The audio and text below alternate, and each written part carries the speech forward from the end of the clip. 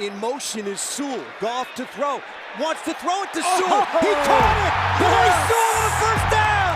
Oh, yes! The big man dives down to the 31-yard line. Oh, that is beautiful!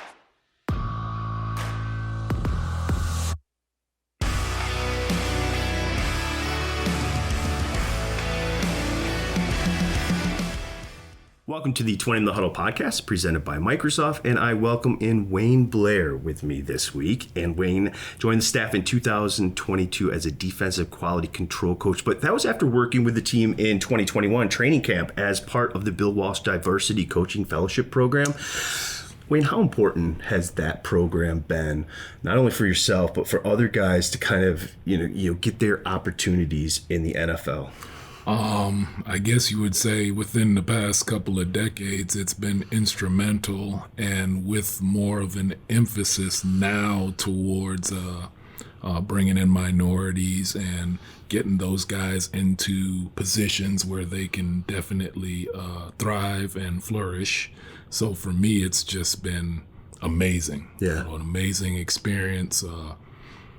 I don't think mine is conventional because I started with the other team inside of our bracket in the black and blue division first before I came over during COVID, and just coming here has just been it's been great for me, not only for myself as far as development, but for my family as well. And it's I want to say it's just something that most people should try to get to experience, because it's almost like it's a gateway, it's an opening. Yeah. And, whatever you do with it is ultimately your shot, your chance, your opportunity to prove yourself. And it's led to your opportunity here.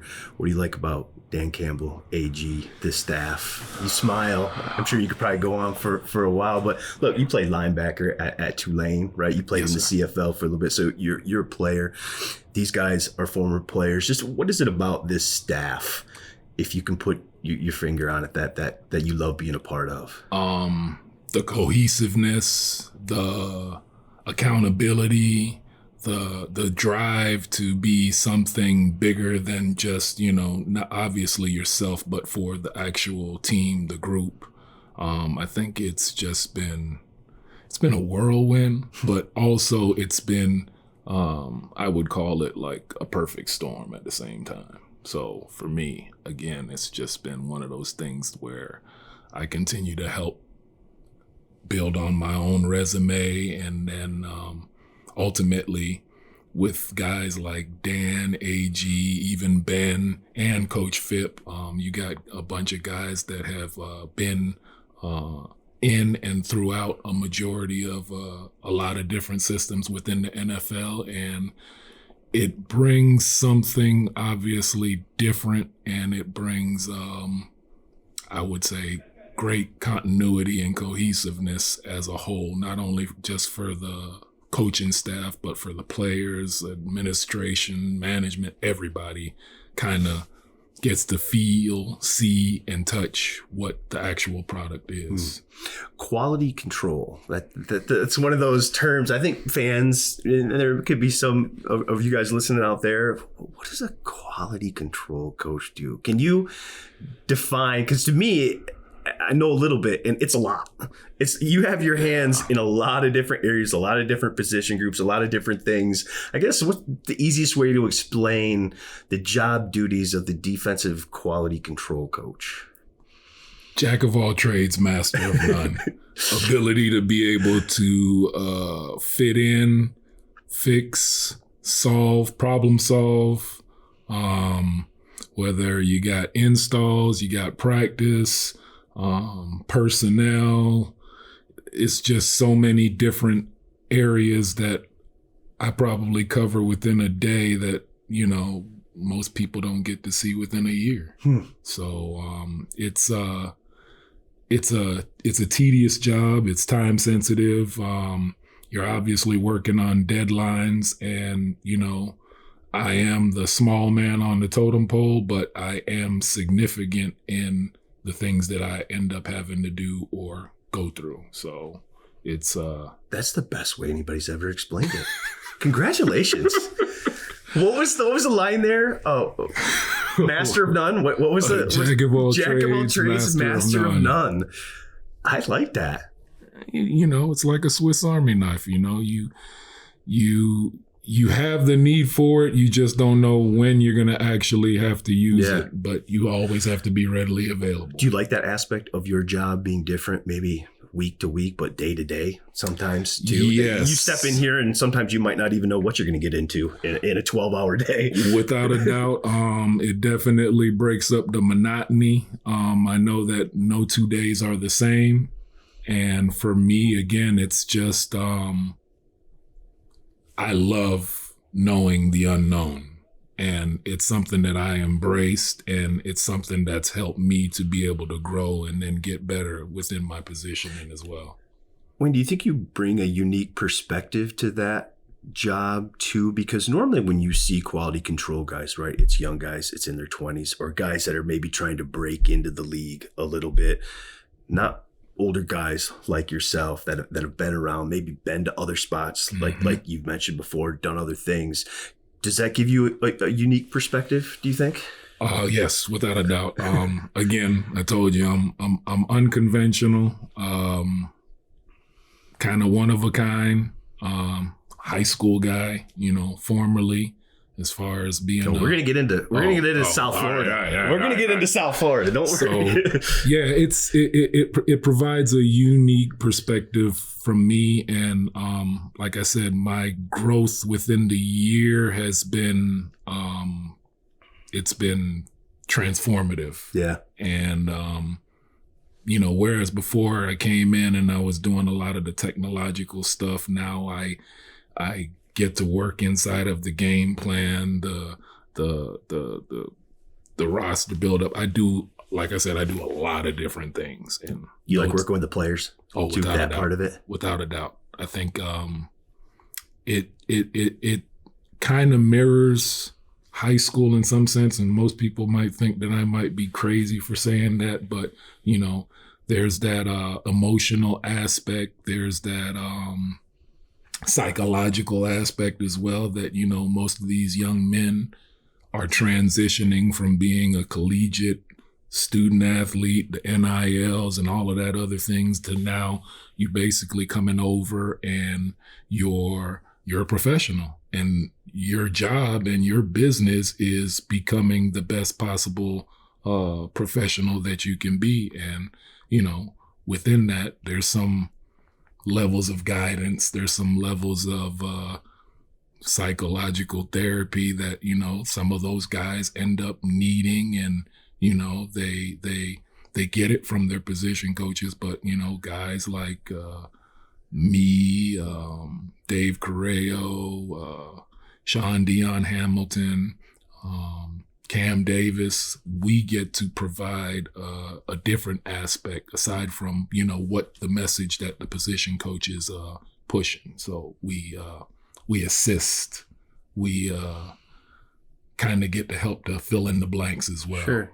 And it's an interesting perspective because you spent a number of years in South Florida, high school coach, really success. Some of the best football in the country comes from that region, won state titles. And your job is to take a 16, 17-year-old kid, try to make him a man. Well, from college, these kids are now, 21, 22, trying to be professionals, doing it against 30-year-old men who don't want food taken off their plate. It's their livelihood. And so do you think that helped you working in high school for so many years and kind of trying to develop those guys? And is it almost mirror kind of guys coming into the league like you talked about? Again, it does mirror it, but like I said, completely different extremes of the spectrum as far as high school and professional. But again, if you have a mindset, if you have some type of thought process, you can be able to help or guide some of these new professionals / rookies or free agents or whoever it may be along the way. Even a seasoned veteran, those guys in turn aside from, their agent, their support system, there's a different way to be able to provide the message, obviously, which would be the team and helping those guys to overcome potential obstacles that may face them down the road. What'd you like about coaching high school? You did it for so long.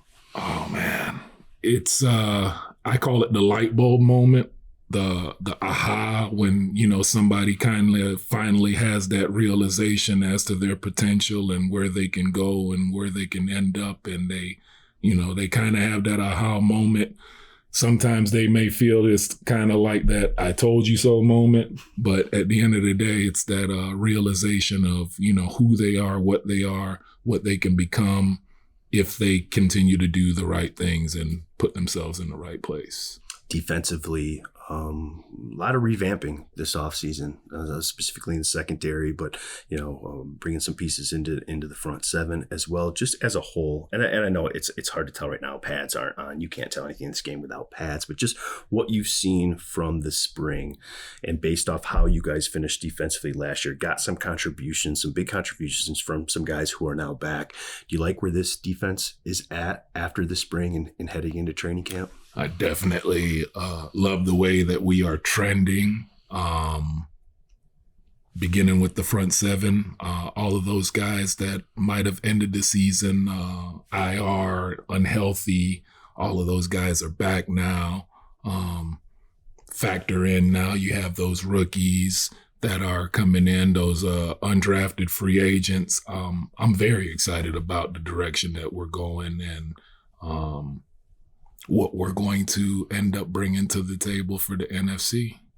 What's the identity? What do you want the identity of this defense to be? Well, violence. That's been on this podcast before. just outright violence and dictating the tempo of every down and distance. So violence is the word. How much better is that secondary with bringing in guys like Cam and CJ and Emmanuel Mosley? We'll see soon enough. Even a guy like Brian looked like he was around, can do a lot of different things. The word that maybe sticks out to me is versatility. Is that accurate with those guys? Because it looks like you've got a lot of guys that can do a lot of different things. And when AG goes to make a game plan, and you're obviously a part of that too, how does that help you be able to do a lot of different things on defense, having guys on the back end that can do multiple things? Well, that in turn gives AG the capability to open up the playbook and start calling, different things that, obviously that we work through the spring and then again through training camp. That gives him a little bit more variety as far as play calling is concerned. It seems like that's the case up front too, right? Guys like, Josh can play inside, outside. Hutch can go stand up, play outside linebacker, but can put his hand in the dirt and rush from the edge as well. Multiple guys. It seems like, is that something that you guys talk about, target, look for when you're evaluating guys? The more you can do, the better, right? Is that, because it looks like you guys have brought in a lot of guys that have multiple facets to their game. Skill set is definitely something that plays to our advantage. I guess kind of much like I said, Swiss Army knife definitely makes things all the much better. So if you have a guy that has that ability to be able to, cross over from a defensive end to an outside linebacker, or a strong safety that can play a nickel, or corners that are able to play on both the left and the right side, I think that definitely, again, opens up something more for AG to be able to help call things that are definitely towards our athletes' skill set. Another one of those guys is John Cominsky. The commish. I don't know if you know this or not, but he talked about you and he credited you for a lot of his success last year. And obviously a guy who's team first. You look at the box score and maybe sometimes you don't see him show up with a sack, but Hutchinson got 2 of his because of Commish and the dirty work that he does. speak to that relationship. What did he mean by that? How closely did you work with Commish last year? Commish, for me as a coach, he's been instrumental in my development as far as becoming a coach, because he's a guy that, like I said, he knows all of the different positions, understands being able to play violent. The club, I think the club will probably be retired, but again, he's got to have it somewhere. he's just, he hated that thing. I talked to him in the locker room, and he would just be, I can't use my hand. How do you play defensive end and not be able to use your thumb? Like, I can't grab anything. He was so frustrated by that. Commish is just one of those guys that has been instrumental as far as helping AG to be able to fill in pieces to the puzzle. Just a know-it guy, not in the sense of know-it-all guy, but, just a guy that understands blocks, understands protections, and he is also like a Swiss Army knife with inside that defensive line room. A guy that could be, he could be inside, he could be outside. He's just a wonderful human being. I damn near get teary-eyed about it, because he's one of those guys that takes the time to, just follow up and follow through, and, dots all his I's, crosses all his T's, slashes all his Q's. And again, just somebody that was very, very needed to be re-signed. And we did that. There probably wasn't anybody happier when that re-sign came than you, huh? Might have seen me rocking a shirt or something, But to me, he's a glue piece. Yes. And don't all teams need that? Like, Khalif Raymond is another one for me. Like, on the other side of the ball, like, just a guy that can do it all. He can do it. He can play any position. He returns kicks. He'll go run special teams if you want him to. He'll go, play inside. He'll do anything. And Commish is kind of that same kind of guy defensively. To be a good football team, you need a few guys like that, don't you? Without a doubt. I think that was pretty much the build up and the makeup as far as getting him re-signed.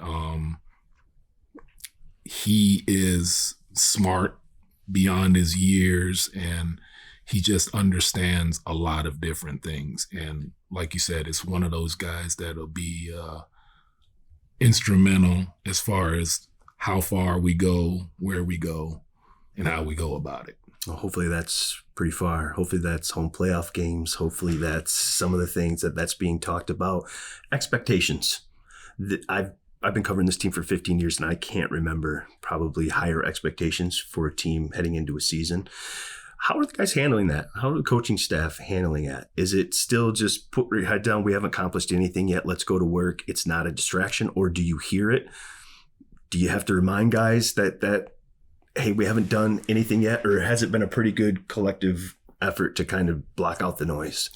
Collective effort as far as blocking out the noise, silencing the critics. I mean, I think everybody's all in with that whole ideal, and the way that we, conduct and go about our business every day has been just even keel. I don't think there's any change. And I know within, media and all these other different outlets, there's the noise, but as far as in these walls and how we go about it, I think it's just silence and business as usual. In the 20 minutes that we've been talking, there's probably been 4 or 5 quotes, slogans, mottos that you've pulled out that I love. So the t-shirt business is big around here. If there was one, if it was the Wayne Blair motto, quote, whatever, what would the shirt be? What's the good one? Give me your best one. Oh, gosh. Because I hear you're full of them. And so the players joke about it too. A Blairism. A Blairism. We need the best Blairism to end here. Oh gosh, I don't want to quote The Rock. No. It's got to be one you use on your players too. If I were to say something to a player, they'd be like, "Oh, that's Wayne." You know what it is, don't you? All right. Okay. It's Go hard or go home. Go hard or go home. Go hard or go home. I like think it. That's something that we can resonate. I don't know whether or not they'll turn it into a shirt or build some slogans off of it, but go hard or go home. There ain't no other way about handling yourself as a professional and taking care of your responsibilities, not only as a man, as a father, whatever that may be. You just go hard. There ain't nothing else, or go home. I love it. Wayne, thanks for taking the time. Defensive quality control coach for the Detroit Lions. I'm glad you guys get a chance to know some of these assistant coaches a little bit more. Wayne is a character. He's one of those guys the players love, and you do some really good work, and hopefully it pays off in the end. And we're talking about playing football and meaningful games into January, maybe in February. I appreciate you taking the time. Thank you. Thank you. Blessings.